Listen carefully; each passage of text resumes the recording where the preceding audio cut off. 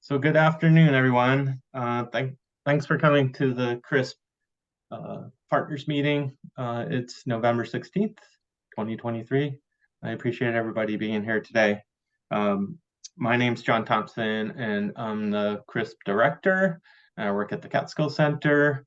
And today on our agenda, we have a number of presentations lined up for you, some from our subcontractors, some from other partners. We got a lot of updates today on what's going on within the CRISP region. So I appreciate you being here. And before we get too far along, I wanted to ask everybody to introduce yourself in the chat, which many people have already done, so that we have an idea of who's at the meeting today.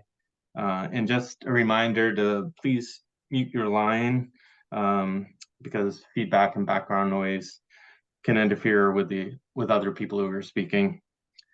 Closed captioning is available at the bottom of your screen. You can hover over the dots at the bottom of your screen and click more, and you should be able to find the CC for closed captioning. On the screen in front of you is the agenda for today's meeting. As I mentioned, we'll have a series of presentations, and there'll be some time for partner updates in the second half of the meeting. We'll also talk about opportunities for organizations that sign the CRISP Cooperation Agreement and the 2024 CRISP RFP. So I'd like to start off the meeting with giving some updates about CRISP.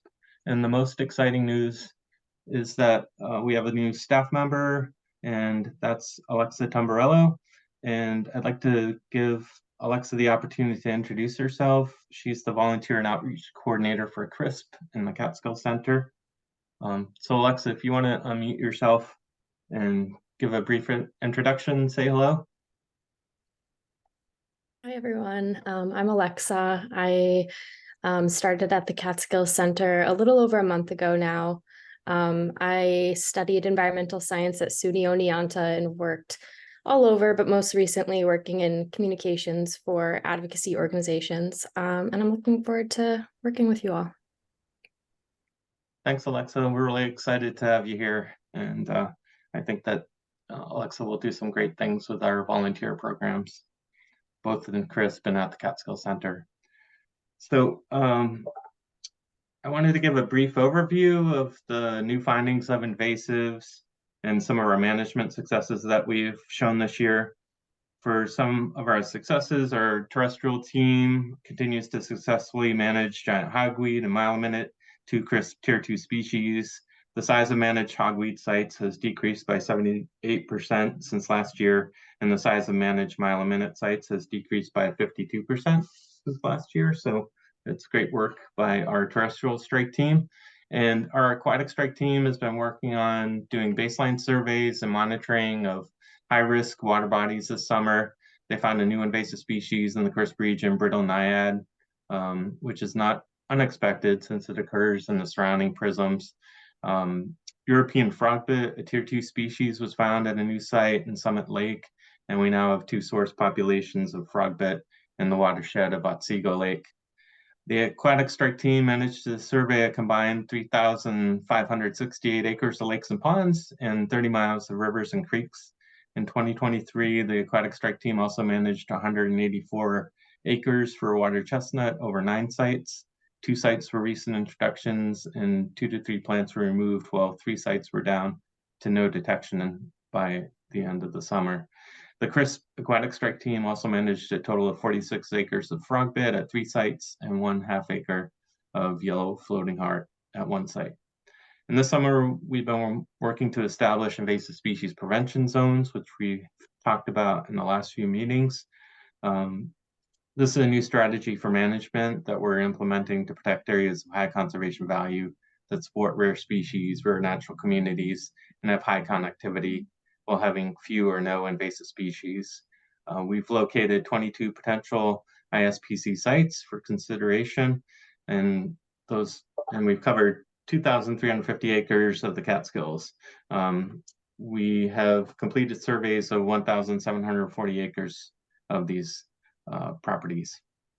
At CRISP, we've done 45 education and outreach programs this year for 1,114 people, including 23 invasive species trainings for 224 people. So we're happy to report that it's been a really successful year, and thanks to our staff, Dan, Sarah, Alexa, and our strike teams for getting all that work done. So at this point, I'd like to move on to our presentations. And our first presenter is Kelsey McLaughlin from DEC, and she's going to give us an update on beech leaf disease. It's a disease that's spread a lot over, well, we had only a couple sites last year, so and it spread over most of the CRISP region just during this year. So it's been pretty amazing, and it spread. So just want to make sure people can recognize it and report it when they see it. And looks like you're ready to go, Kelsey. So thanks for coming, and go ahead. Yeah, of course. Thanks for having me, John. So yeah, as John said, I'm here today to talk about beech leaf disease. My name is Kelsey McLaughlin. I am the forest pathologist at the DEC's Forest Health Diagnostic Lab. Usually I talk about beech leaf disease for like an hour at a time, but I'm going to shorten it all the way down to 10 minutes today. So let's get into it. So the first thing is kind of how crazily fast this thing is spread. John kind of alluded to it. In 2012, it was just this little yellow county over here in Ohio. And since then, it has rapidly spread, mostly east and north, but we are starting to see some southern spread and western spread as well now. In New York, it was first detected in 2018 in Chautauqua County. And then in 2019, it actually had a pretty good jump to the other side of the state. And since then has continued to spread. I apologize for the color difference in these maps. The map on the left, pink, is 2022, and the map on the right, pink, is 2023. So that is our most up-to-date map. We had 11 new counties this year. So mostly, again, moving north and east through the state and filling in a couple places around the Finger Lakes that we hadn't previously found it. And we have started to make these town maps as well now, just because the county map is kind of intimidating to look at. So we are making these town maps. This is where IMAP data becomes really useful, survey data becomes really useful. It just helps us get better coverage across the state looking for this disease. For our surveys, the map on the left is our 2023 surveys. DEC and state park staff surveyed over 26,000 beech trees in 2023. And approximately 3,000 of those were infected, which is about 11%. So you can see this year we did kind of concentrate our surveys in more uninfected areas like the Adirondacks, and less so in areas where we know we have the disease really badly, like in southeastern New York. The map on the right is the kind of our total survey history from 2020 to 2023. And in that time, we've surveyed over 90,000 beech trees. So I think that's a pretty cool accomplishment to share. And we're not the only ones looking. IMAP reports, as I said, are crucially important for updating those town maps. Finding new locations. Onondaga County, for example, was confirmed first through IMAP. So that was a public find. And we've been seeing the IMAP reports of beech leaf disease steadily increase ever since we first put it in 2020. So the detected and not detected points have continued to increase, which is great. All data is good data. And we really like seeing those kind of survey efforts for sure. Within the CRISP prism, BLD seems to be coming from the south and kind of moving north through the prism. Schoharie and Otsego counties are kind of just like weird holdouts at this point. We haven't found the disease in yet. So we are continuing to look there, and you can see all these little green survey dots where the disease wasn't found. We're just not finding it. So that's kind of the trend within the CRISP prism, is that south to north movement of this disease. As far as research, DEC has a few different projects going to better understand this disease. One of our big ones is the beech leaf disease monitoring plots. This monitors the progression of the disease through time. So our earliest plots were put in 2019, so they're about 5 years old now. And we continue to add new plots to get better distribution across the state. So we're up to 23 plots in New York. This is part of a larger network of plots overseen by the Forest Service. So that map on the left shows the location of about 150 plots from Ohio all the way up to Maine. The Schoharie plot in Mallet Pond State Forest, I believe, is the only monitoring plot in the CRISP prism. And as I said, Schoharie County is just continuing to be negative, which is great to see. We also did a project to look at local spread. So once BLD is in an area, how does it move? How quickly does it go from tree to tree? We've seen that really fast county to county spread. This was kind of dialing in on a more local level. And what we saw, this was in Kennedy State Forest in Cortland County.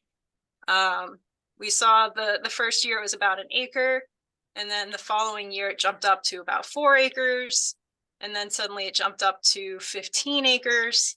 And in 2022, that year of 15 acres, we also started to find these satellite populations, these little yellow dots kind of scattered around it. And so that was when we started to see these little jumps. And then in 2023, I just put this data together. It's about 470 acres of infected beech at this location. That's partially due to the expansion of that original site, and it's also probably due to the expansion and coalescence of those satellite infections. And the final project, we're just starting this one this year. We're working with the Forest Service and SUNY ESF to put together a BLD silviculture experiment. A lot of people have been researching different chemical treatments for BLD, but that's not feasible at like the state forest level, for example. So we're hoping that silviculture can be a more widespread treatment for beech leaf disease. So we're going to select 9 sites across New York with varying levels of infestation. So uninfested, lightly infested, heavily infested. And then within those stands, we're going to do 10-acre blocks of different treatments. So there will be 10 acres of canopy thinning with the idea that the beech. So if we can thin the canopy and let air flow into that stand, let sunlight into the stand, we're hoping to dry it out. A 10-acre block of understory removal. And the idea behind this is we've seen this disease be worse in the understory and kind of move up into overstory trees over time. So we're hoping if we remove that understory, remove that inoculum, we can preserve those overstory trees. And then finally, 10 acres of control. Along with this study, there will be simultaneous green waste studies. So Dr. Shannon Lynch is interested in the woody material that's cut of beech trees and whether the nematodes can survive in that cut material and how to kill nematodes within that cut material. So the treatments will begin next year. We're hoping to implement these next winter, and this will be a long-term monitoring project.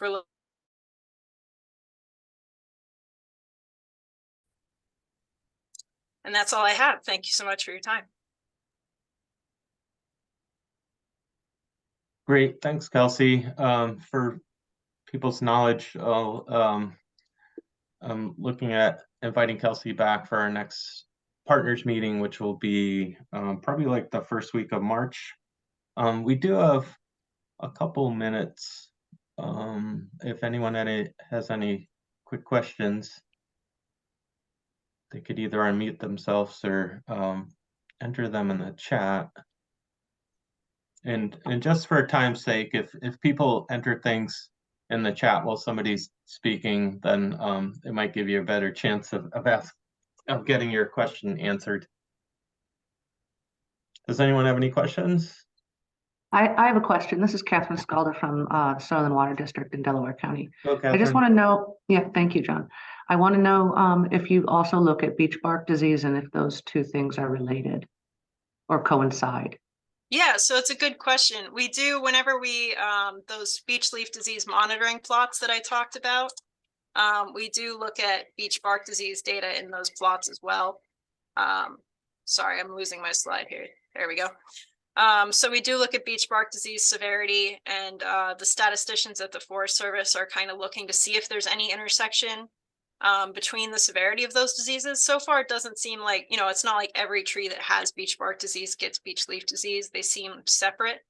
But we're concerned about the interaction of those and how it can lead to greater tree stress and potentially greater tree mortality.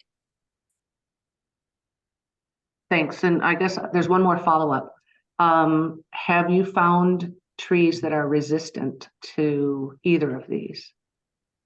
So there are trees that are resistant to beech bark disease. About 5% of the trees on the landscape are resistant to beech bark disease. And so I believe it was Ohio had like a pretty big beech bark disease breeding program. But then beech leaf disease came into the picture, and suddenly, it's not enough to just have a tree that's resistant to beech bark disease anymore. So they're kind of on pause trying to figure out what their next step is. We've only just begun looking for trees that are resistant to beech leaf disease. Ohio's had it a lot longer than we have, so they have a couple things, they have a couple specimens that they're looking at and challenging, but we haven't had it long enough in New York to really know if we have resistance yet. Thank you. Yep. Thanks, Kelsey. We'll have to leave it there. There's another question for you in the chat if you could answer it, Kelsey. But Sure. if you could stop sharing, then we'll get Jeff O'Hanley lined up. Thank you very much. And Jeff, if you want to start sharing your slides. So Jeff O'Hanley's from the Otsego County Conservation Association. He's going to give us an update about one of our subcontract projects, which was the Otsego County Aquatic Invasive Rapid Response Team. And our next couple speakers after that will also be our subcontractors. So when you're ready, Jeff. All right. Well, thanks so much, John, for having me and giving us the opportunity to share this project. The awkwardly named Otsego County Aquatic Invasives Rapid Response Team, or Rapid Responders. We kind of keep going back and forth on it a little bit. So, yeah.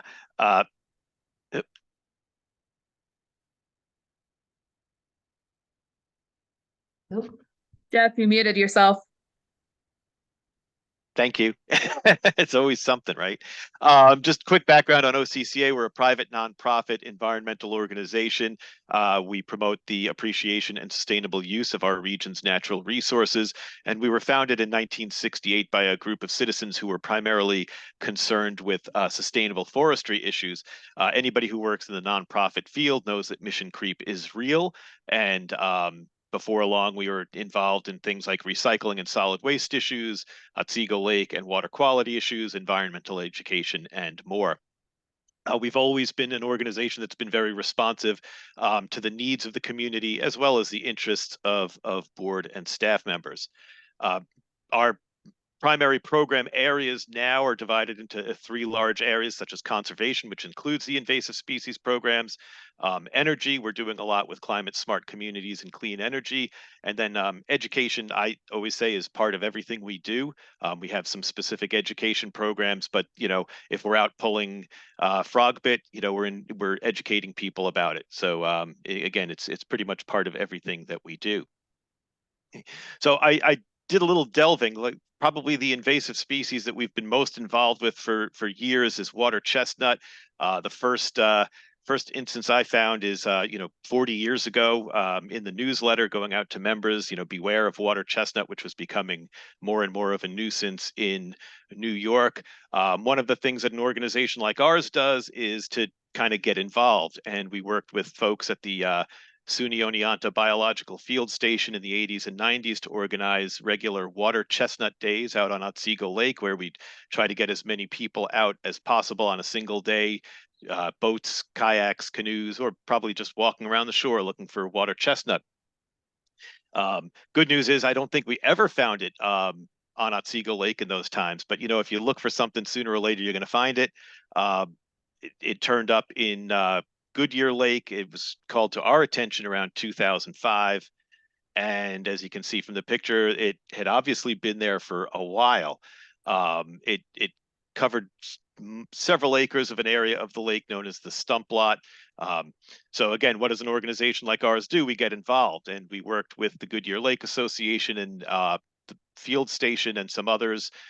Between 2006 and 2020, we had organized more than 90 hand pulling events, engaged over 500 people in getting out there, and pulled, 58,000, close to 60,000 pounds over that time, and definitely made a difference. So, we went from, being able to sit in one spot and pull for hours to kind of paddling around the lake for hours and just finding a little bit. So we were looking good. Things were looking good. Now, if you sense a but, yeah, there is a but. Beginning around 2017, we started to see an uptick in the amount of harvest, so to speak, going from 45 pounds in 2017 to over 1,000 in 2022. And I'd like to say that we just got better at it, or more efficient or something. But unfortunately, we were also seeing some more areas with water chestnut that we hadn't seen in a couple of years, and some expansion in some areas. So we were kind of losing ground, and there's a couple of reasons for that. One is that, everybody loves a crisis. So when the lake had, 5 or 10 acres of water chestnut on it, it was easy to motivate people to get out. But you start to lose people when they spend more time paddling than pulling. We also saw, turnover in people, in volunteers and in members of the lake association that we were involved with, et cetera. So we lost a little bit of ground on that front. We also had to deal with some other things. Back in 2006, when we got started with this, there were 2 sites in Otsego County that had water chestnuts that we knew of. Fast forward to 2023, we have a lot more sites. Again, you go looking for something, you're going to find it. So, we're getting pulled in different directions to help out in other places. And then, we're also dealing with other invasives too. So frogbit on the left, which turned up around 2018 or so that we knew of. And as John mentioned in the opening, that there's, I think it's at least 3 or 4 sites in the county now that have frogbit in it. The one on the right, yellow floating heart, which technically is not in Otsego County yet, but you can throw a rock from where this plant was located and throw it across the border. So, we're getting pulled in different directions to help out with other invasives as well. So we've been seeing dropping participation and dropping volunteerism, result of increasing invasives and new infestations as well. So again, what do? That's where the rapid responders comes in. And I owe a debt of gratitude to Paul Lord, who really strongly strongly encouraged us to get a project like this up and running. So I don't know if Paul's on the call, but thank you, Paul, for giving us a good kick in this, and thank you to Chris for providing the funding. So the basic thing here is that this is a strike team, effectively, and the idea is to get more boots on the ground, or in the muck, as the case is. And what we'd hope to do with this project is to be able to regain some of the ground we'd lost in places like Goodyear Lake, and to be able to target either newly arrived infestations, such as, more recently frogbit or the yellow floating heart, and also be able to get people in places that might not be suitable for volunteers, or that people, meaning like Goodyear Lake is a place that it's easy to get volunteers out there, but you have some private ponds. People may feel a little funny about volunteers, but if you tell them, you have your professional strike team or rapid response team, they're a little more maybe willing to say, yeah, come on over and help out. We also wanted to be able to use the team to kind of bolster some of our public events where we'd been seeing fewer volunteers. That way, if you get a couple of volunteers who come out, there's other people out there with them, and that way you can still hold the event and get things going. Okay, so what we did is we managed to pull together a crew of people that we could deploy to different sites as needed, folks who are willing to get kind of down and dirty. We drew very heavily from college students. There were several of the watershed stewards who were on the team as well, who are already familiar with AIS and are willing to kind of do this sort of work. I think we ultimately extended an offer to join the team to up to 8 people. I think there were 2 who never really followed up, and then the other 6 were involved to varying degrees. I should also say one other thing that we hoped that this project would allow is to allow for the CRISP team, Sarah's crew, to you know if we're on a pond that they don't necessarily have to be there. They can be out looking for other things or responding to other locations that don't have a team like ours available. So we got to work, and how did it go? It went pretty well. Actually, I would say it was a mixed bag. Some of the good things, we had about 10 events at 6 different water bodies. Over in South Worcester, they had mentioned about a half-acre pond. We cleared probably about 30% of that. If you've worked with yellow floating heart, you know it's a job. Over in Larchwood Lake in Lawrence, we helped with their lake association. That's been doing some work out there, clearing about 2.5, 3 acres or so of pretty dense water chestnut. We got into Summit Lake, where the newly found frogbit population is, and we were able to continue some work that we've been doing for some years over at Goodyear and Silver Lakes. Okay, so just a quick highlight of some of the locations. So that shaded area, most of the water chestnut, the heaviest concentrations are up in here. There's a lot of work to get through there, pretty shallow, lots of stumps and things. Team was very good. Over at Goodyear, my polygon maps down here don't quite show it. We did a lot of work out here as well.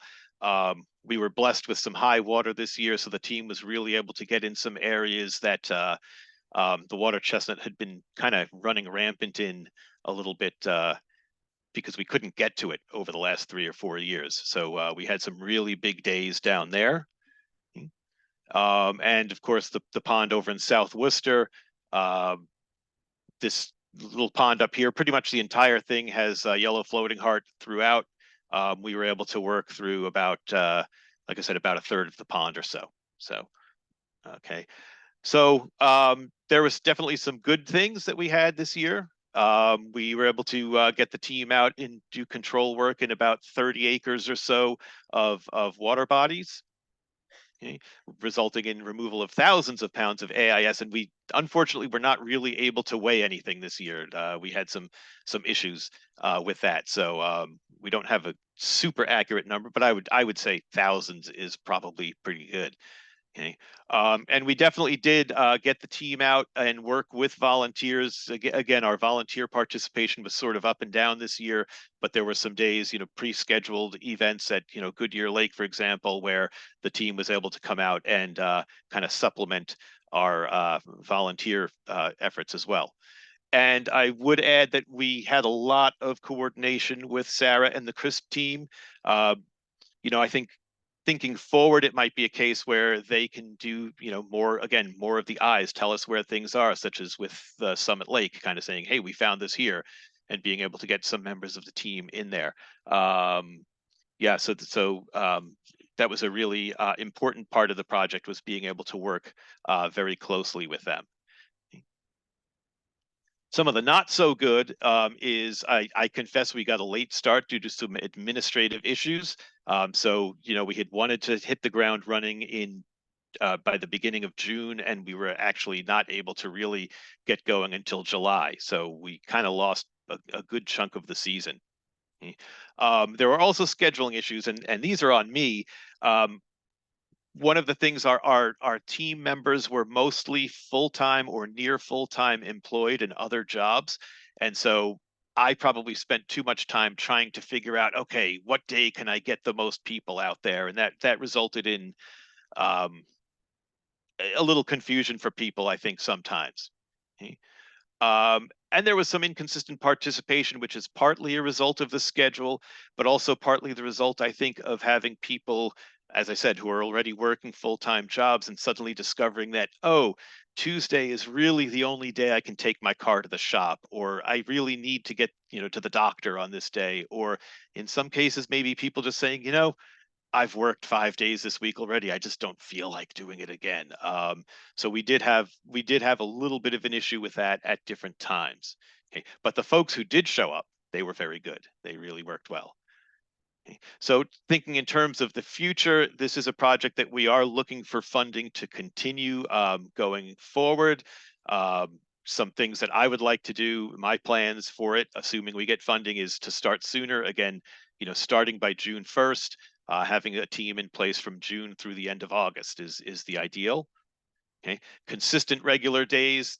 I think things this year got a little better once I said, okay, every Tuesday we're gonna do this. So we'll set up a schedule so that everybody knows that on Tuesday and Friday, or Wednesday and Thursday or something, is going to be rapid response team days, and that will allow the team members to work things out with their regular job, so to speak, and figure out their schedules.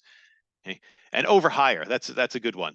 Make sure that we have more than enough people so that if there is inevitable dropout or issues, that we have proper coverage that we need. And I think that's all. I might have a minute left, but again, thanks to CRISP for funding, and the Watershed Stewards Program, because they were a big help to us, our friends at the field station, and the Scriven Foundation. So thank you. Thanks, Jeff. Great work. There's a question in the chat. Meredith was asking if you could talk a little bit about managing disposal Sure of thing. the Yep. material. When things work really well, our facility that OCCA operates out of has a high functioning compost that's run by members of Mohican Farm at the Clark Foundation. So normally we'll we'll bag everything and haul it back and dispose of it in the compost there. There were a few days where we had some issues with either not enough bags or not the right transportation to get, a few 100 pounds of water chestnuts, in which case we would dispose of it away from the water, kind of at site, like at Portlandville access, but well away from the water, which we also did at Larchwood Lake, as we disposed of the material up out of, away from the lake on a property owner's place. Great. Thanks, Jeff. Yeah, thank you. If you could stop sharing, then we'll get Becky Palmetier set up. And Becky's at the Cornell Cooperative Extension of Columbia and Greene counties. She's going to talk a bit about the CRISP invasive species outreach programs. There you go. Go ahead, Becky.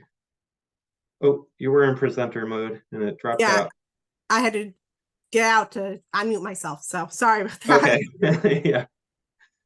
Okay. Go ahead. Hi, everyone. I'm Becky Palmetier. I'm with Cornell Cooperative Extension of Columbia and Greene County. So I'm going to talk a little bit about some of the CRISP outreach and education that we do. So we're actually a partnership of several CCEs. We kind of hold the subcontract, but then we subcontract with CCE Delaware, Schoharie, Otsego, Sullivan, and Ulster counties. CCE Columbia and Greene maintains the website and like a hotline, which is really our calls are answered mainly by our master gardeners, and the master gardeners are kind of pivotal to all of this program. They do a lot of education.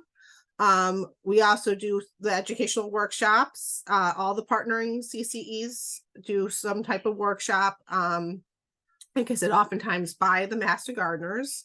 And then we always have static invasive species displays at the fairs and at other events that we might be having. Some of us keep them up all year round in our offices as well. So I'm going to see if I can get the website pulled up just so. Can you see that? Can everybody see the website? I can't see it. You may Right. have to change the share setting on the Yeah, screen. that's by what I'm new share. All right, let's see. Here it is. Okay, can you see that now? Yes. Yes. Okay, so it's just, I just wanted to kind of show what our website kind of looks like, and we are in the process of updating it. So, but it has its own kind of space on our website area, which is kind of under our climate change and the environment programs. So, all right, I'm going to try to share back to the PowerPoint. See if that works for me. Did that work? Everybody see the PowerPoint? Yes, I can see it now. Okay. Making sure I wasn't toggling between things. So here's just a couple pictures from some of the workshops that have been held. These are, like I said, mostly done by our master gardeners. At CCE Columbia Green, we also do some with our environmental program. We'll do some. So they'll do large events in our forest and talk about these things. We also actually sometimes do organize like invasive species polls. We actually had a couple of days where Regeneron volunteers came and did invasive species polls with us, and there was some education associated with that. So, and then, like I said, we keep static displays. Again, here's a couple examples of our static displays. These go up at all the county fairs and other educational outreach events. So, and we have ours all year round at our office. So as you can see, they range. So the CCs themselves develop the education they want and then implement it. And that's honestly, that's all of my PowerPoint. I'm happy to answer questions. I think I'm way below the amount of time I had because I tend to speak fast. Yes, we have plenty of time for questions. Thanks.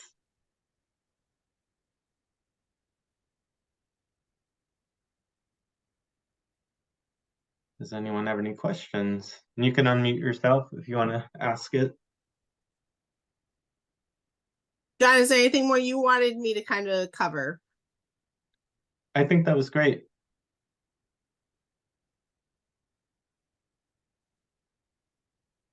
Okay, there's no questions. Well, I'll be the fast one. That's fine. Great. Well, I appreciate it, Becky. Thank you.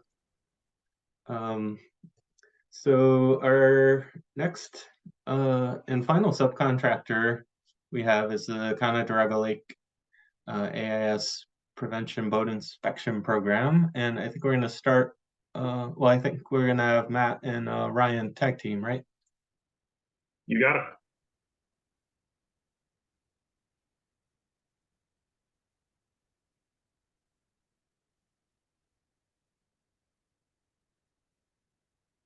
I'm coming.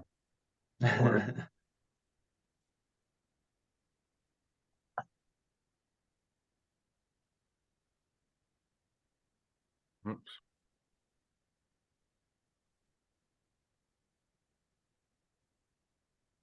There you go. All right.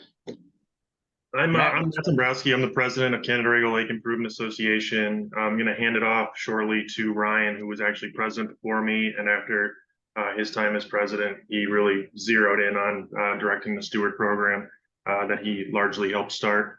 But I just wanted to say before I hand it off to him that there are a lot of our very key partners on this call. And I just wanted to express how much you guys mean to us. And there's folks on the call from the Catskill Center and Chris from DEC, OCCA, SUNY Oneonta, as well as the Chris Stewart program that they administer.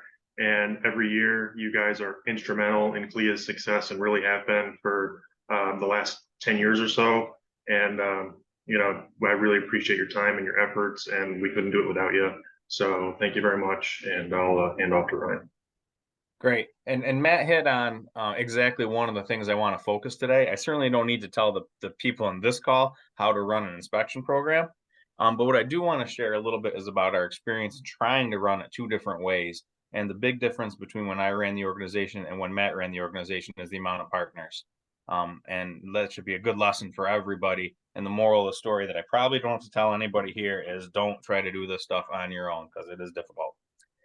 So let's get rolling with this. First off, disclaimer, I am not a professional scientist. I do not want to be a professional scientist. Kudos to you who are. You provide a very valuable service to us, but you're going to see me use things like common names, anecdotal evidence, lifetime experiences, and I did not file copyright on the images that I use for this program. So I hope that doesn't offend anybody, but where I come from, we do things down and dirty.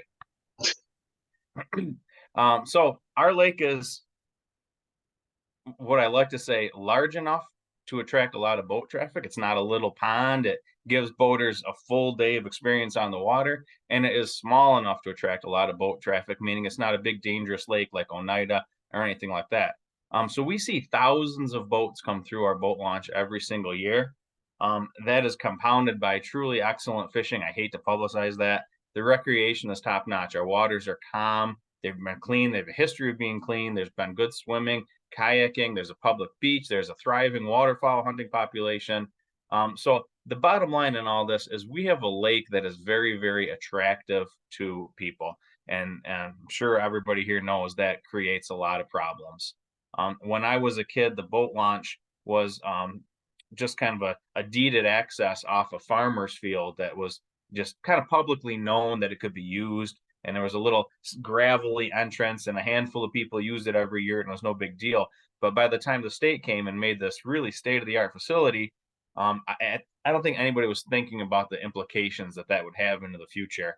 And it is my generation's job to deal with those implications now. The other thing that really defines our lake is that there are 4 main feeder streams coming into the lake, and that there is barely one outlet coming out of the lake. So you can imagine the water level issues that sometimes creates.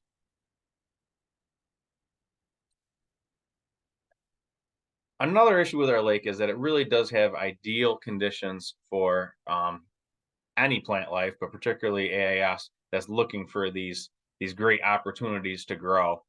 We have a very high nutrient load in the lake. We have had that for my whole life. It seems to be getting worse. The lake has also been known for a very high calcium rate forever. The bottom of the lake is that nice, dark, gooey soil that you don't like to get on your feet, but every single plant likes to have it. The north-south orientation provides great sunlight, and it keeps our waters calm. The waters are shallow, the waters are warm, and then the waters are compounded with nitrogen, which is from the sewage plant from our town. It removes a lot of problems, but it adds a certain bit of an issue. So our lake is really a perfect petri dish for anything that could possibly grow. And so we have to be, I think, even more aware of potential entrances than many other bodies of water. And as far as the Lake Association has been aware, which has been since the 1960s, we're constantly looking into the impact of the surrounding farmland on that nutrient load, what impact do the animals have on it, what impact do the septics have on it. And we're always trying to balance the blame, if you will, really among those 3 things, because we can't do much about the natural nutrient load.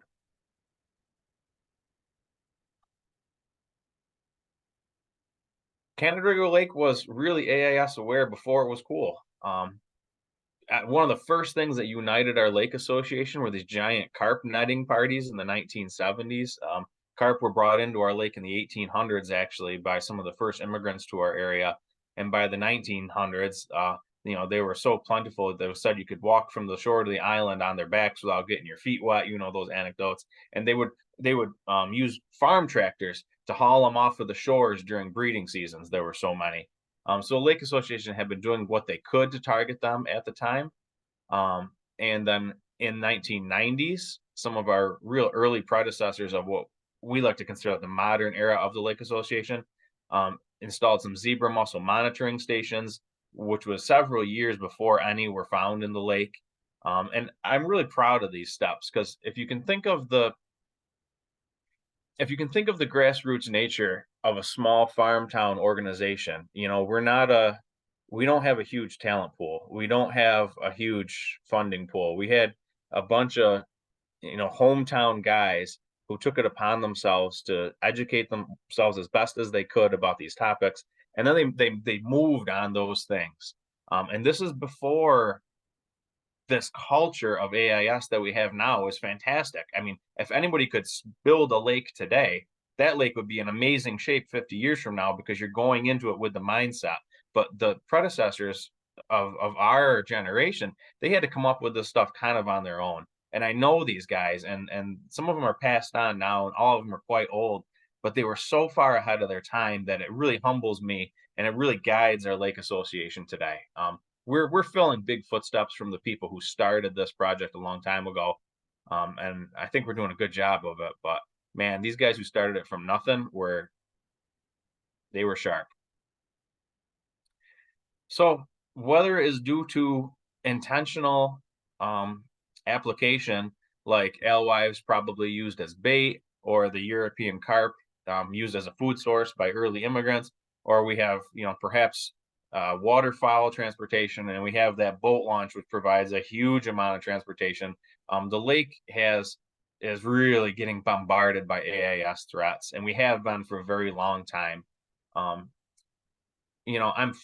40 some years old right now. I'm not, not forever old, but when I was young, Eurasian water milfoil was in the lake, and that was it.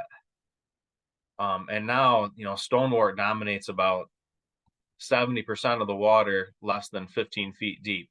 And the alewife schools are so great that as you drive your boat across on the sonar, you see schools, 30 feet wide and 30 feet deep. And I haven't caught a crayfish that's not a rusty crayfish. My children know how to identify them so well. They take the rusties and fling them up on shore for the birds to eat. I haven't seen a non-crusty in years. And water chestnut came a couple of years ago. The zebra mussels hit and changed everything. So really in the last 20 or 30 years, as probably with a lot of other water bodies, the lake has unfortunately fell upon very, very tough times.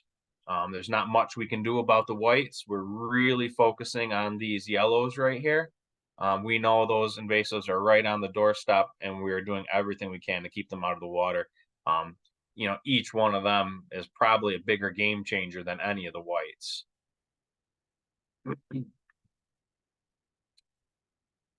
Prior to 2012, and I was on the board of directors for a little while prior to that, I'm not sure we had been talking much about what to do about these things. We were monitoring them. We were aware that they were in the state, but we really did not have any idea what to do about it. And we were approached by a resident and SUNY Oneonta student who was looking for a summer internship. And he said, I love this lake. I love the town. He said, I want to do something to help the lake. And he said, there's this Lord guy at Oneonta talking about AIS. I'm taking his class. He said, would you want to pay me to sit at your boat launch and check out boats? And the Lake Association said, you know what, we're going to take a gamble. And, we put you there. We allocated $5,000, which in 2012 was a very fair percentage of our budget. And we said, okay, kid, tell us how many hours, tell us what you find, tell us whether we should do this program again or not. And as a surprise to nobody here, his data really thoroughly demonstrated the need for more funding. He brought back all kinds of samples of plants and taught us at the board what he found and what was in the lake and what had not been in the lake yet. And, based on this and the total number of boats that came in the launch, how many other invasive opportunities we could have expected. And it was really an eye opener. This is the time when the board of directors really started transitioning from a community, social, friendship organization into a scientific driven organization. This is where thankfully, our directors and our leadership at the time really recognized this would be a make or break moment for the Lake Association. So over the next few years, the majority of our budget began pushing in towards that program. This is the hard part that we had. This is when, I took over as president, and we were trying to do it 100% on our own. And it came in all through membership donations and $25 membership fees. Back in that day, a $50 membership, $100 membership was a huge deal. So if you're trying to run a program for, 20, 30 hours a week, and pay a couple people to do it, that was a real challenge. We scraped through, we hired, we gave Eric twice as many hours the next season. The season after that, we had 2 new helpers. And eventually we just scraped our way up and up. We tried to really focus on when was the most effective times to do this, because we knew we couldn't staff everything yet. So we did early mornings and late evenings because we knew that's the fisherman time, and then the weekends for the busy boat traffic. Some of the shortcomings of our plan is, again, not being a scientist. It never really occurred to me that we should be recording this data and sharing the data. And my thought was, well, keep the yuckies out of the lake, and that's good enough. And I wasn't aware of the regional approach that we should have been taking. And the other thing is, we didn't have any system to treat the boats. We had not yet heard of clean, drain, dry, and treated. We didn't have KCL, and we didn't have some of the hot pressure washers.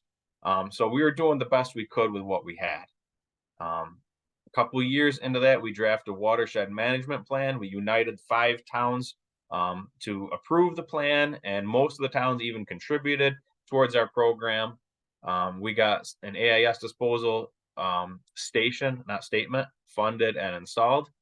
And at this point, we start to publicize the program. We put ourselves on the news a little bit. We went to town meetings, we went to town fairs and things like that. And we told the public what the problem was with evidence. And then we started reaching out for support. And this is when the Lake Association and the Steward Program turned the corner. When we reached out for partnerships, we found partnerships galore. And this is something that I had no experience with whatsoever. And we started with those who were, physically close to us. And most of them said, hey, you really got to be talking to these other people. And before you know it, we were at meetings across the state. I mean, this is before Zoom was invented, but we were doing, whatever we could with whomever we could, from very high up in Albany to guys like Jeff getting his hands dirty in the mud right in our backyard. And this is, I don't got to tell anybody here, this is how you run an organization. The sharing of information, of educational materials, the lack of competition, the abundance of trust. This is where we took a couple, young kids who were doing their best at a boat launch, and we turned ourselves into a professional organization and a professional inspection program. So as Matt said, and you will see later on, truly to our partners that are here, thank you for guiding us along the way, because it's mistakes are painful when you're doing it by yourself, and you avoided us a lot of painful mistakes over the years. With that partnership, we were able to really expand our program. And by 2015, 2016, our program got big. We won several grants from the state. We started winning CRISP support. We started winning support from New York Parks. We were able to purchase our own hot water decontamination system with a recycling mat and a filter and a hot pressure washer and all these kinds of great things for it. We were purchased, we were given, we were created all kinds of professional educational material. So now people coming in the launch, they saw us as professionals, not just kids monkeying with their boats. Over the years, we've hired and had at least 30 different stewards trained. I've worked with every single one of them, and they're just amazing to think about how we've gone through that. And one of our great successes is that lots of our stewards have served 2, 3, and we have several stewards serving over 5 years with our program. So we must be doing, something right. We try to keep those guys on. So now we try to hire 3 to 5 stewards every year, and that number is largely made possible due to CRISP funding. Greatly appreciated. You guys know how much it costs to do anything, and then you have the associated labor costs and insurance costs and all these other things. So it would be well past the CLIA budget to operate the program that we're operating it today. And an interesting little feather in our cap is that one of our stewards sent a memo to the state and kind of pioneered a New York State invasive policy of looking under the electric trolling motor props on fishing boats. And we were shocked to see how many AIS we found there. So now there's actually state guidance on how to do that in a published document and everything. And just having one of our small town farm boys, essentially, create this plan in a published state document. It's a big deal for us. And so we're really happy that we're contributing something too. The challenges we face still haven't changed truly in many of the years. We still have problems with fishing tournaments. Love fishing tournaments, love fishermen. That's what lakes are for. I get it. But we'll have 30 boats show up at 4 o'clock in the morning, oftentimes unannounced, and they all want to be in the water by 4:20. And they all want to be out of the water in 20 minutes at the weigh-in time. And they're all coming from all sorts of waters with all sorts of AIS. Sometimes these tournaments are great and they call us well ahead of time and they tell us what's going to happen. Sometimes they're not so great and they just show up. And even if they tell us ahead of time, it's hard to have enough stewards on staff to wash each one of them, check each one of them, get everybody in fast. And sometimes we'll have 2 of these tournaments simultaneously on a Saturday and a third one on a Sunday. I mean, there's times we've had 70 some odd tournament boats come in addition to the 100 boats coming just to recreate on the lake. Doing 175, 200 inspections on a Saturday in July is not at all uncommon. And that's a tough thing for us to do. One of the big challenges is weekday fishermen. Luckily, these are usually regulars, and by like June, we get to know them really well. But we have guys who show up 7 days a week, well before 6 a.m., 5 a.m., 4:45 a.m., and getting our stewards there that early is really difficult. So we really try to work on educating those boaters in particular and providing them with decontamination materials to take home. We some of them, we let them use the washer when they can wash on their way out. We know who they are. We do whatever we can to work with these guys, like the nighttime fishermen as well. The walleye guys who come in they put their boat in at 9 o'clock at night, or the carp fishermen who puts their boat in at 10 o'clock at night. Those guys are really AIS challenges, and we have not figured out a great way to deal with them. One of the things that's on our radar is wake boats, which are these souped up ski boats that take on a bunch of water as ballast. We're concerned at whether they're expelling all of that water from their previous lake at the previous lake, or are they expelling it into this lake? Does the ballast tank get fully expelled? Can you treat the tank? What sort of decontamination method could be used on an internal wake bladder? This is something we got to figure out pretty soon, because we are starting to see those. And then the boats that come in before Memorial Day, we always have April trout fishermen, and those sunny days in April, we get a bunch of boats. And this year we have these beautiful November days, and you got a lot of boats coming in after Columbus Day, where we typically don't have stewards on staff. So we're always trying to figure out a way to catch those people, at least try to identify them during the season, educate the heck out of them, and then hope for the best. But a good note is the things that are not a challenge. Public support is not a challenge. The people of our town love our program. The people on our lake love our program, as evidenced by their donations, and they're physically coming to the launch to support our people. We do not have a problem whatsoever with boater compliance. I think in the 10 or 12 years that I've done this program, I can't think of maybe 4 opportunities where there was conflict between boaters and stewards after thousands and thousands of inspections. We have no problem with New York State cooperation. We sure love New York Parks, Region 4 Fisheries. They are very friendly to us. They let us put a great shed on there to house our stewards and house our equipment. They let us put our washing equipment on there. So that's worked out well. We have no lack of partnership support, as you saw in the previous slides, and we have no lack of member donations. We get thousands of dollars in addition to our basic membership, specifically earmarked towards this program. So I know that what we are all on this call doing is a very appreciated and valued public service, and I don't want anybody to get discouraged about that 1 or 2 people who might argue with you or whatever else. The vast majority of the public knows and appreciates everything that's going on. So quickly, this year was probably one of our bigger years of the program.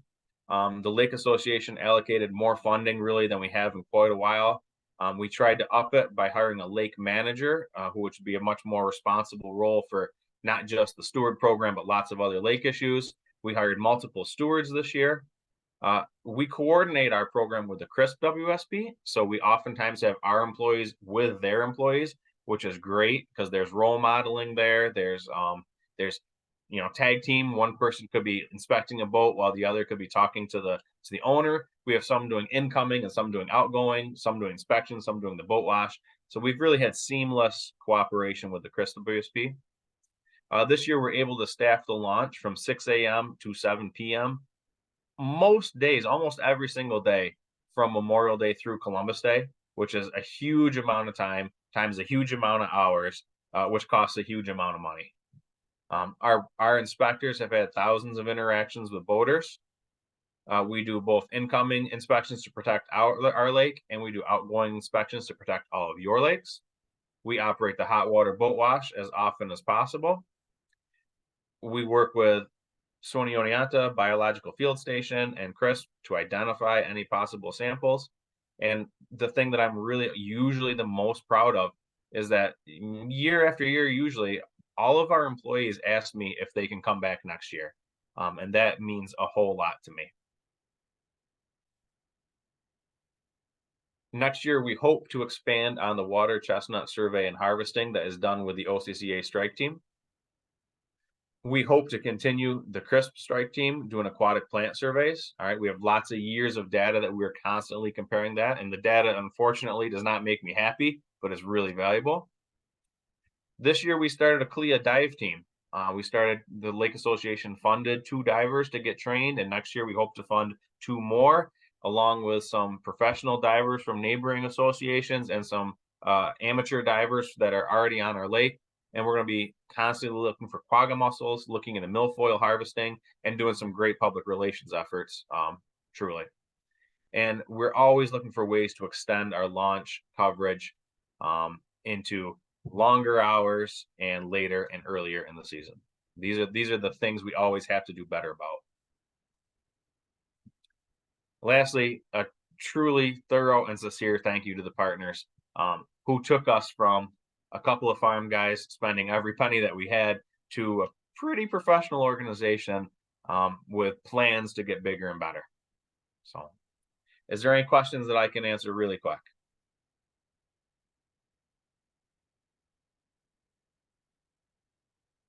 Well, thank you for hearing what we did. I appreciate the opportunity to brag about our association. Well, that's great work. It's great to hear your history, and I really appreciate the work that you guys are doing. Thanks, Ryan and Matt. Does anyone have any questions?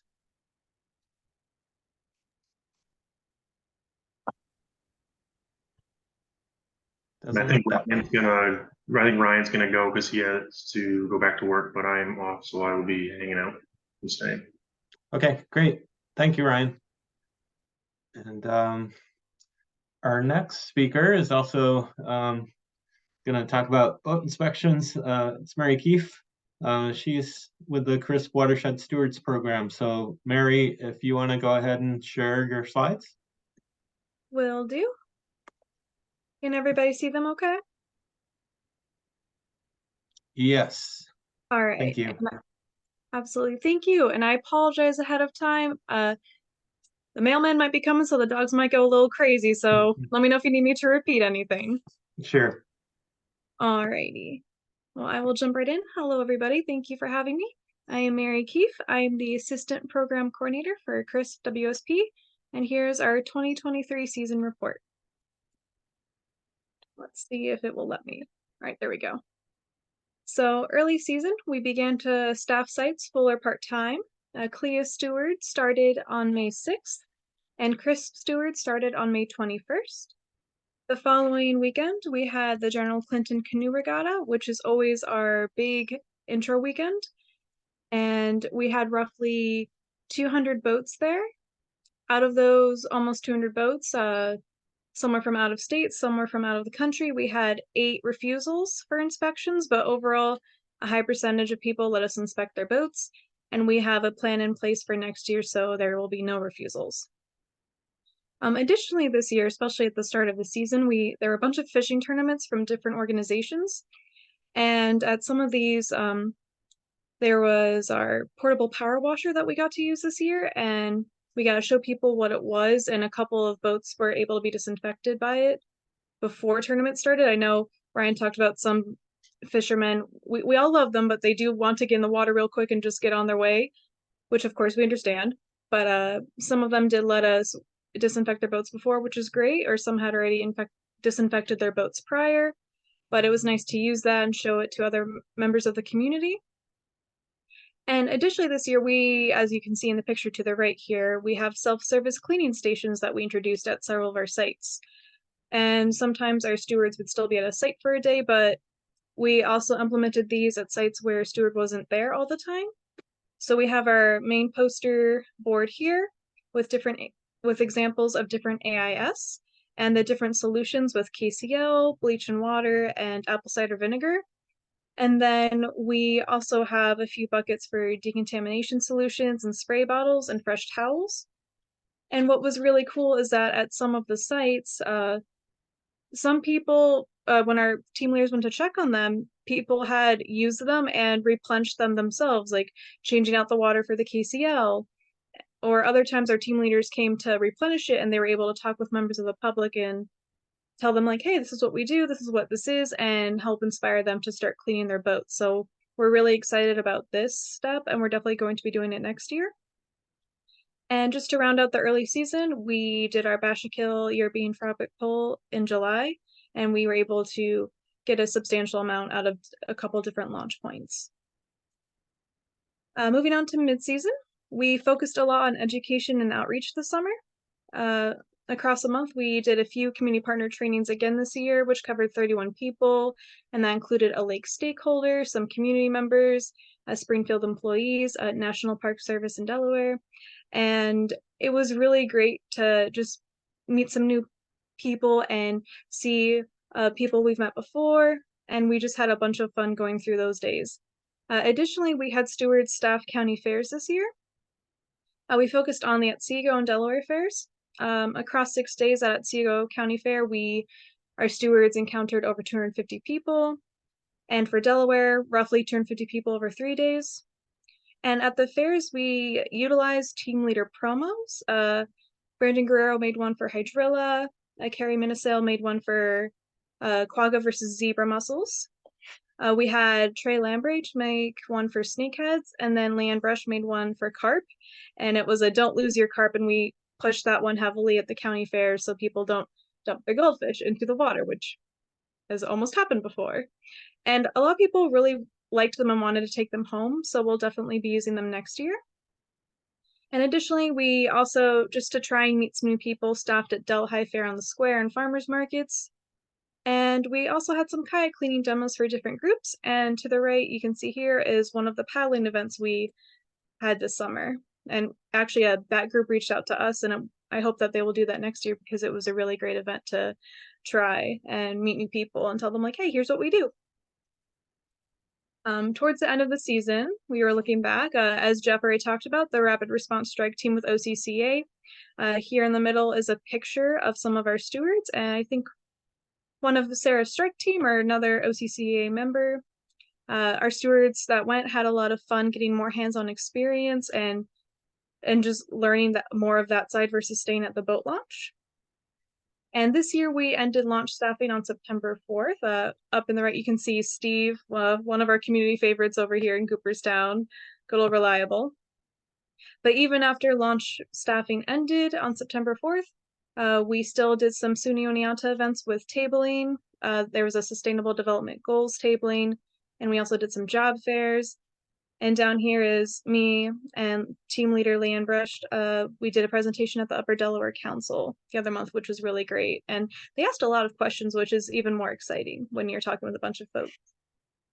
So even though launch staffing ended around Labor Day, we were still doing some activities as we were closing out the season. And moving on to data.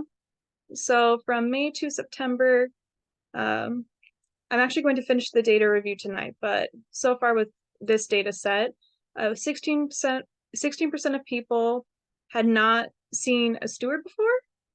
And that's both a little alarming, but also exciting because even after all these years of all the different sites that we cover, we're still meeting new people and introducing them to AIS and what we do.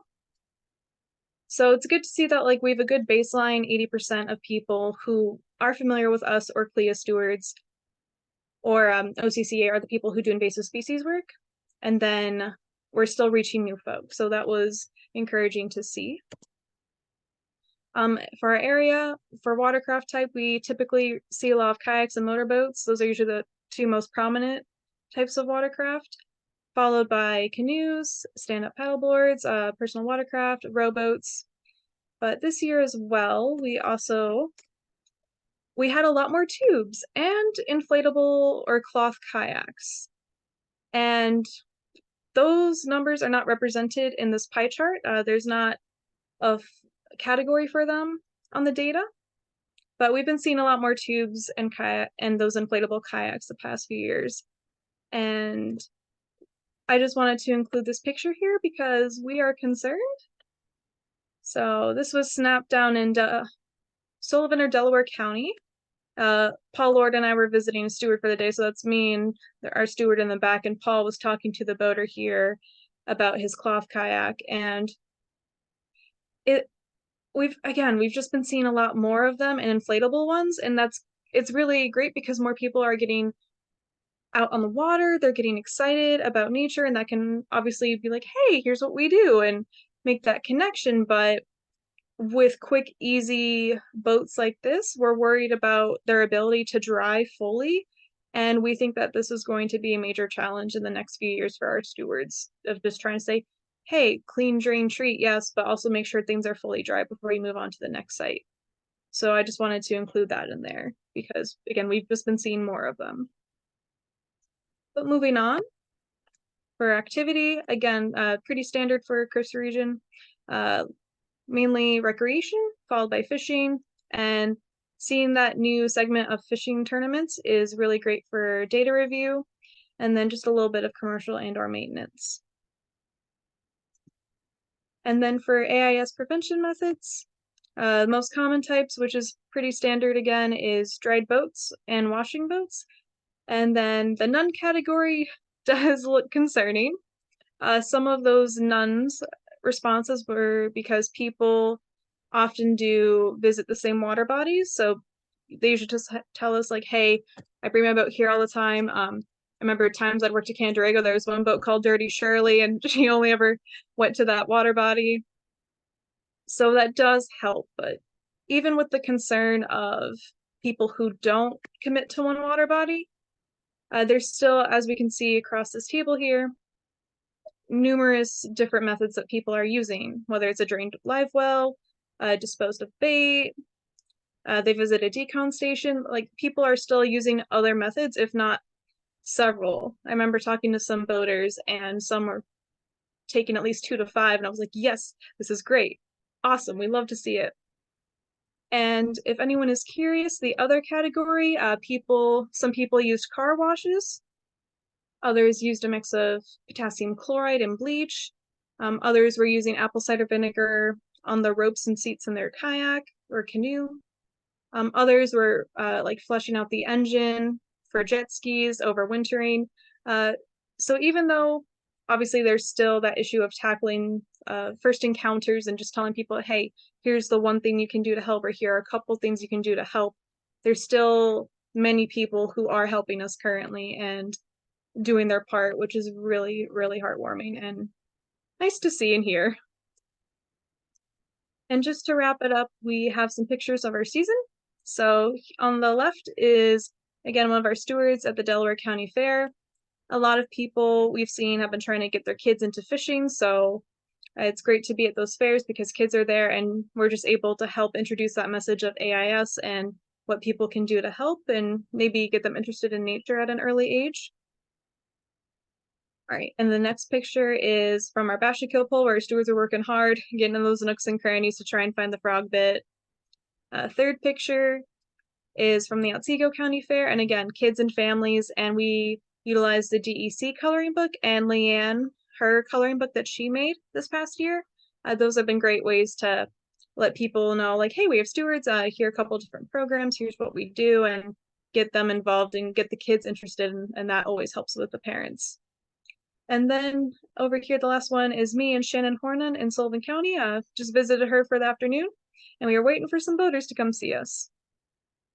So I know I talked a little quickly, but overall, we had a really good season, and we got to meet some new people, make new connections. We got to continue current connections with different associations like CLIA, OCCA, and it was really great for education and outreach and just spreading our message of thwarting AIS. And I'm really excited to see what we do next year.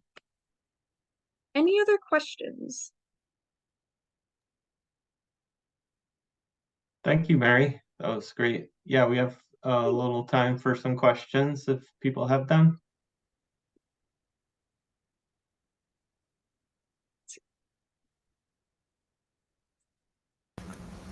Really nice job. Can you talk a little bit more about what might be some next steps that could be taken to try to help with fishing tournaments and decontamination? Because I know that came up in the last presentation as well as a big challenge and something that we're definitely concerned about at DEP. Absolutely, thank you. For that, I think it's going to be a mix of just trying to meet the fishermen where they're at, and just because some of them are really, they really do want to cooperate, they're fine. Others are just, I don't want to say confrontational, I don't want to speak badly of anyone. I think it's just they just want to get in the water and get to doing what they love. So I think the biggest thing is meeting them where they're at, trying to converse with them. Our steward, Steve, in that one picture, I said he's a community favorite. He's an avid fisherman, and the local fishermen know and trust him. So if Steve's there, that helps. So like having someone who is also a fisherman and not just, some person they don't know, like, you don't want to command anyone, but having someone they know who can help with the community connection there is a big plus. And then I think also maybe earlier staffing, because some fishermen, I once got to a boat launch at it was 2:30 or 3 a.m. and a couple boats were already there trying to get ahead of the stewards. So again, not talking bad about anyone, but just trying to further community connections and be like, hey, let's inspect quick, clean your boat quick, you get right in the water, we won't keep you. And just trying to, be professional, but do a thorough inspection. Did that answer your question? Yeah, I would just wonder if there's more we could be doing with some of these organizations that put on these tournaments to try and encourage better participation overall. But yeah, that's helpful. Thank you. Thank you. And yeah, even Steve mentioned maybe like if in passing, him and I talked a bunch this year when I visit him at the boat launch, and he was saying maybe we could try to, like, if we all clean them the night before, maybe, not sure, but just anecdotal, trying to brainstorm for that question. Mm-hmm. Yeah, that's a good idea.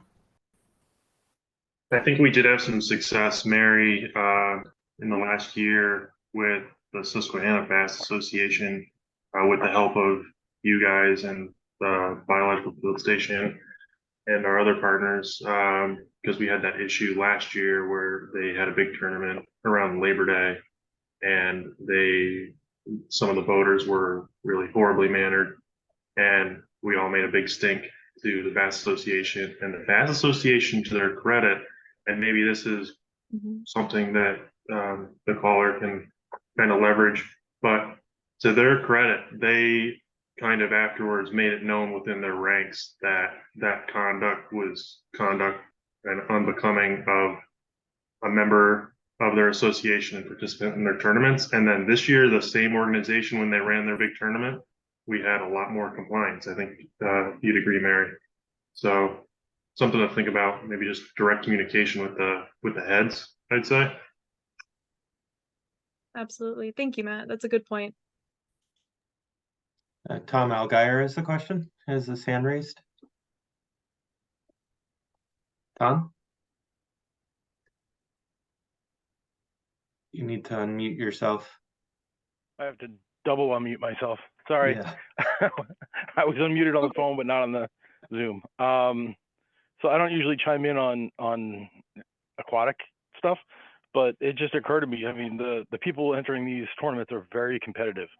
So if there was some sort of, like Stewart's has one of those milk tickets, like where you get punched so many times, if there was some sort of competition, getting your boat cleaned X amount of times or something, just make it some sort of a competition. And I think you might have better buy-in from that particular group just because they are so competitive. Their focus is going to be on the fishing tournament, obviously, but there's money involved. But just to play into that competitive nature, it might be something to help too. But I really do like the idea of contacting the heads of the organizations and kind of baking that right into the tournament itself. But just a thought I had, and I don't usually weigh in on aquatic invasive species issues, but it's just a thought that I had. So thanks. No, thank you. I love that. That sounds like a great idea. Thank you guys. Any other questions?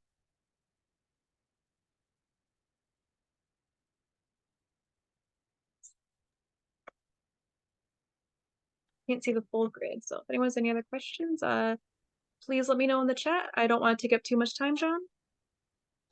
Yep. Yeah, I think we can move on in the agenda. We might have a little bit of time towards the end with other questions if people had other questions for our speakers. Thanks, Kelsey, for answering questions in the chat about your talk, and thanks everyone for their great presentations. It's been great to hear about all these different projects that have been going on. You're all doing excellent work, and I personally really appreciate it. Thanks. So our next spot in the agenda, I put in a little time for partner updates. I thought maybe there might be some people that wanted to update us on things that happened this year or things that are coming up in 2024 that they might want people to know about. So no one told me in advance that they had any updates, but if somebody does, you could just unmute yourself and we can hear what you have to say.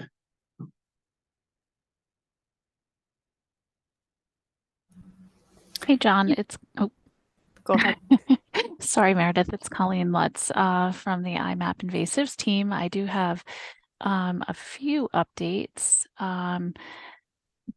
John, I sent you a late email with a summary of the IMAP activity in CRISP, and feel free to share it at any time. Okay. And I just want to say I'm so excited to see that our data is being used in so many of your projects in the PRISM. It's exciting to see, and we're glad that you're using it.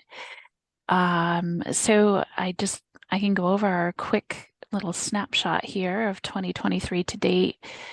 You collectively have entered 1,112 presences, 329 not detected surveys, and 41 treatments,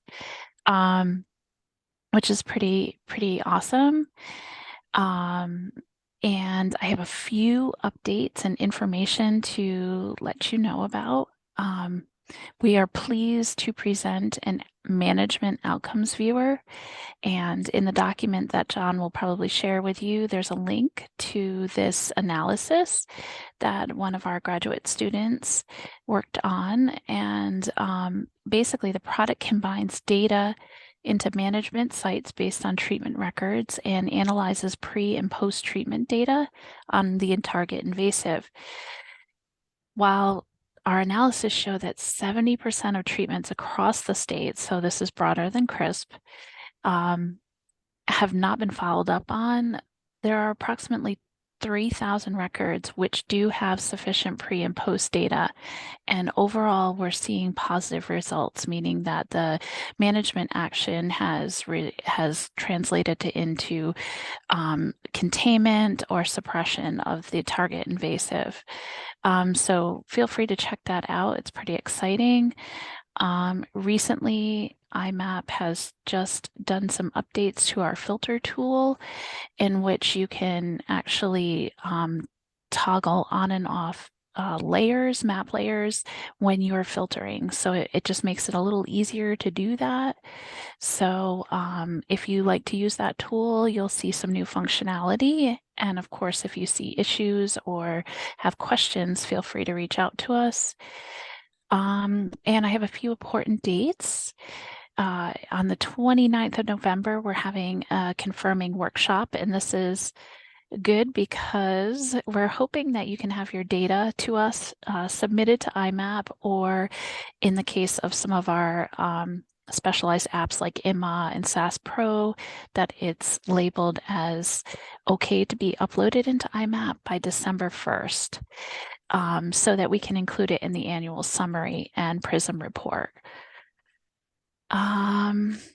As far as that, I think that's all I have right now from IMAP. And as always, if you need anything or have any questions, feel free to reach out to us at imapinvasives@dec.ny.gov. Thanks, Colleen. I did get your report. Sorry, I actually haven't checked the email all day. I've been in meetings. So apologies for that. And I'll try to share it. Maybe I could share it through the listserv. Otherwise, I have everyone's email address that's in this meeting, so I could share it that way. But thank you for sending it, Colleen. I really appreciate it, and thanks for the update. Great, wonderful, thank you.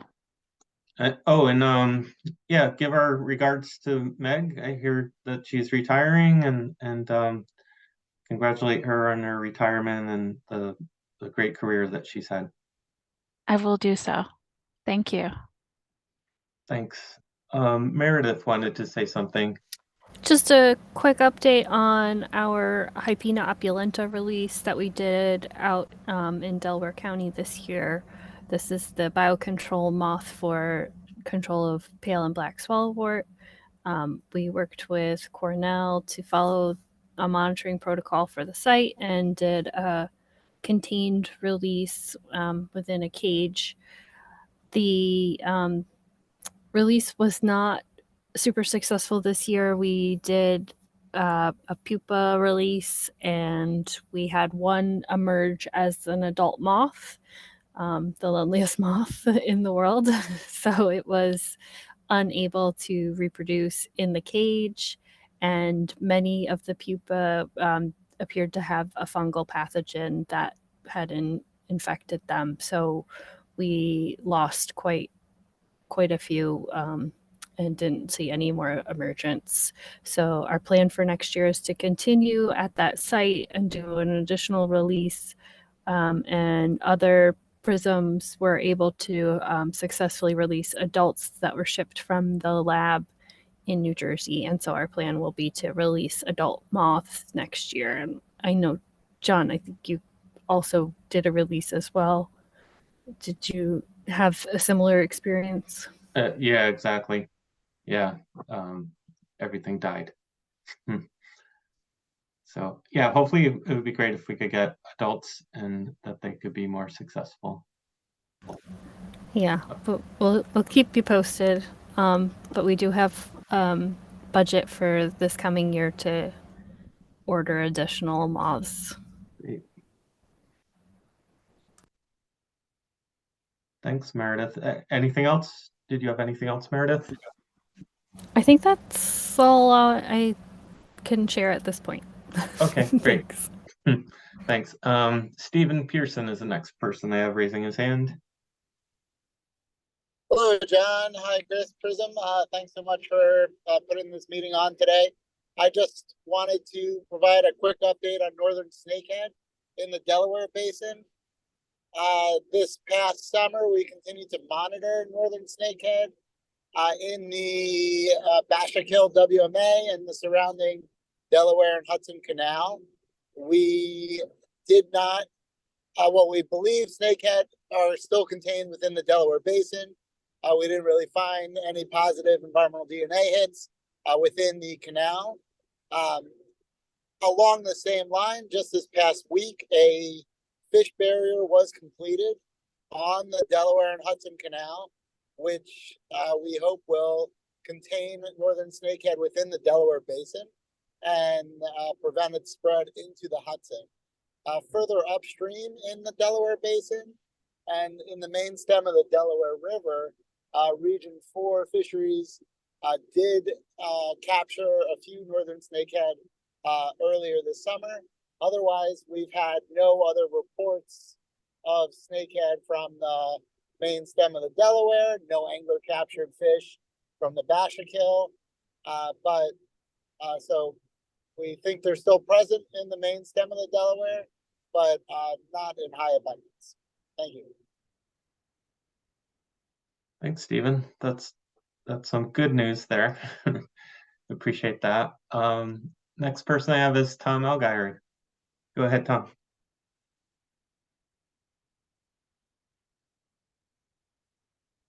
Sorry, muting issues again.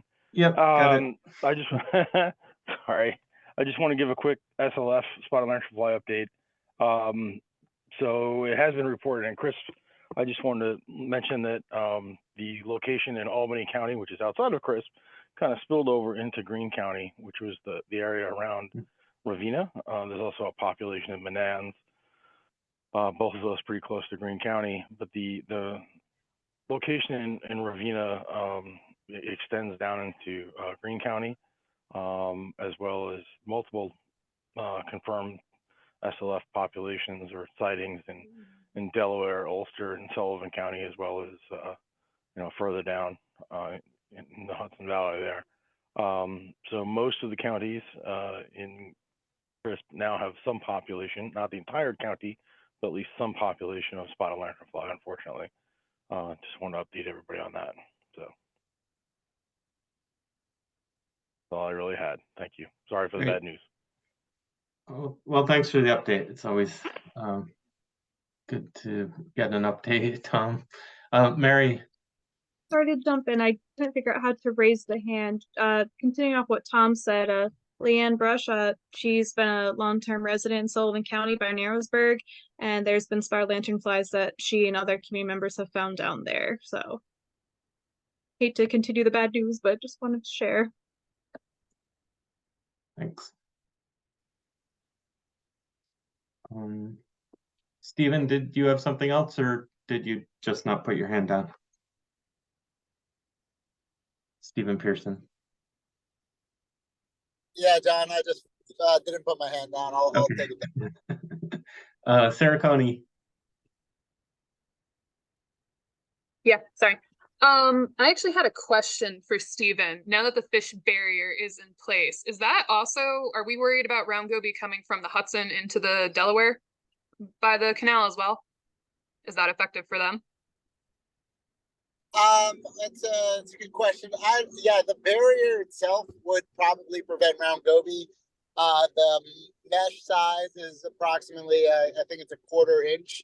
There's two, I believe there's 2 1/4 inch, essentially hardware cloth that are overlapped. So the gap size should be even less than a 1/4 inch, which goby shouldn't be able to swim through. But the canal itself isn't fully wetted between those 2 locations. So it's not necessarily a potential vector for spread between for round goby. There is connectivity with Homowatt and another other tributaries that we suspect northern snakehead could move through. So I hope that answers your question. Yeah, thank you. Did anyone else have any updates or questions? Great, thank you. Guess we can move on to the next thing on the agenda is the CRIS cooperation agreement. Meredith, were you going to talk about this, or was I? Sure, yeah, I can talk about it. Okay. So, for those of you who are not part of the steering committee, this may be the first time you're hearing about this, but one of our original contract deliverables as part of the, my phone's ringing.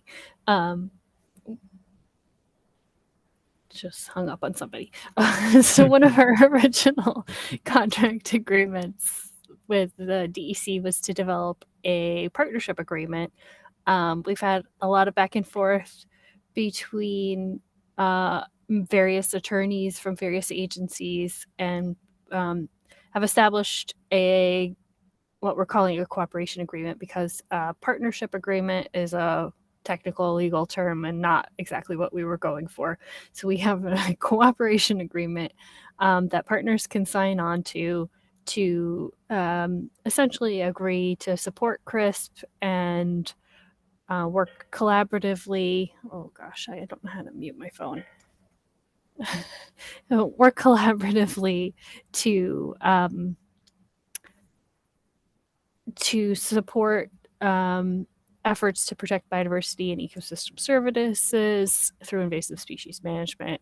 And it's to our mutual benefit and interest to work together to do that. So very straightforward, should be fairly legally benign for any organization that has any concerns about that. And what you achieve by signing on to this agreement is that you become eligible to be at-large member of the steering committee.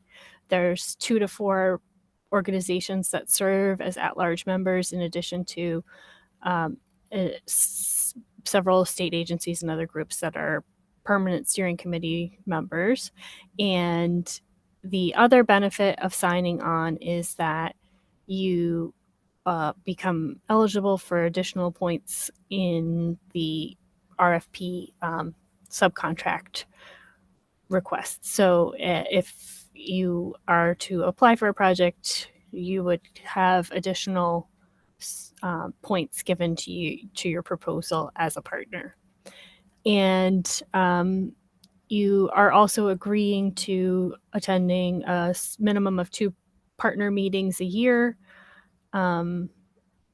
You are essentially vowing to continue to actively support CRISP, and that's what we're looking for.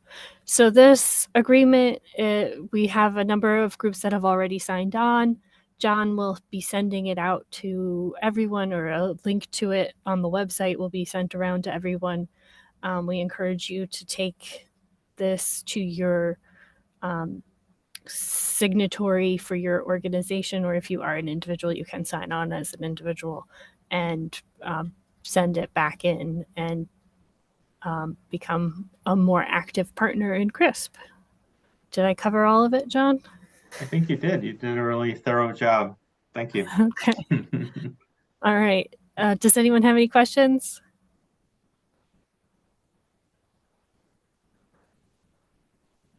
Cool. All right. So everyone sign, please. Yeah. So yeah, I'll share that around either through email or the listserv if I can, or we'll put it on the website, and so I could share the link through the listserv. And that leads into, as Meredith was saying, that would if you signed that agreement, then we would give you points on the RFP. We discussed the 2024 CRISP RFP this morning. We're expecting that over, say, the next couple of weeks, I could rewrite the previous RFP that we put out for last year.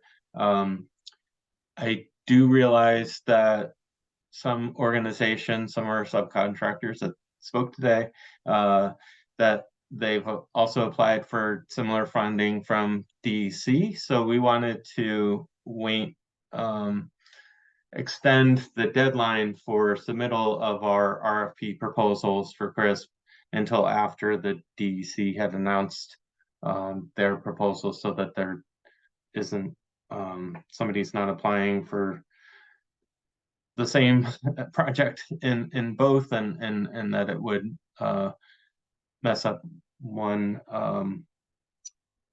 either the grants or our RFP, if that makes sense to people. So you'd have a chance to write up something after, on this DEC invasive species grant, the one that just closed November 1st. So I think that the RFP will be, like I said, we're working on it. I'll make some edits to what we put out for 2023, and it may look very similar to what we put out last year. So keep an eye out for that. We'll be updating our website when that happens. We'll announce it on the listserv. I think that there's some things that I'll need to confirm. Meredith, I'm realizing that there's some things that I didn't talk to the steering committee about, and that we'll get some details worked out in terms of like the amount of the awards and possible and things like that. But we'll work on that out very soon, and we'll get that out as soon as we can. Does anybody have any questions about the RFP?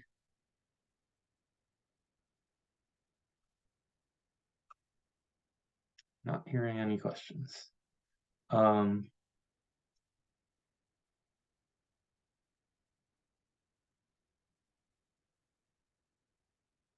Does anybody have any other questions or comments about anything that's happened in this meeting? Let me know. So there's a little different format. Sometimes we've done this, I guess, with the who's doing what in the Catskills, where we've had these shorter talks during a meeting. I think that it gives people the opportunity to give updates, to present a lot of information in a short period of time, as opposed to some meetings we have one speaker who will speak for, say, 45 minutes or something. So let me know if the formats, and if you like this format. I think that we're going to be having our subcontractors giving presentations on their projects at the end of the season. So probably in subsequent years, we'll probably have virtual meetings like this. Yeah, does anyone else have any other questions or comments?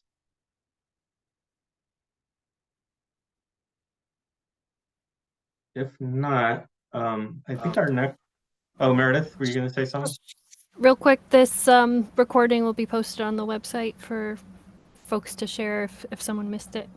Yes, definitely. Yeah, we'll put it on the website. We have a place for presentations on the CRISP website. So when I do that, I'll post a link to the list. I'll include that link on the listserv so that people know that it's up. And just wanted to mention for our next meeting, it's going to be virtual. I was thinking maybe in early March. I was already trying to get, I think I got Kelsey on board so she could give a little more detailed presentation on beech leaf disease. I appreciate you coming in today, Kelsey, if you're still on. Yep, thanks. And then I was also thinking maybe we'll have a talk about elm zigzag sawfly, since that's another new species that we have at CRISP. But in any case, I'll create a Zoom meeting. We'll confirm the speakers. I always put these partner meetings on the CRISP website under events, so you can always see them there, and always try to put them out on the listserv too, to notify people that things are coming up. So that's what we're looking for the next meeting. I appreciate all of our speakers today. They gave excellent presentations, kept us on time, and presented the really superb work that they're doing, which I really appreciate everyone that gave a presentation today and everyone that provided information.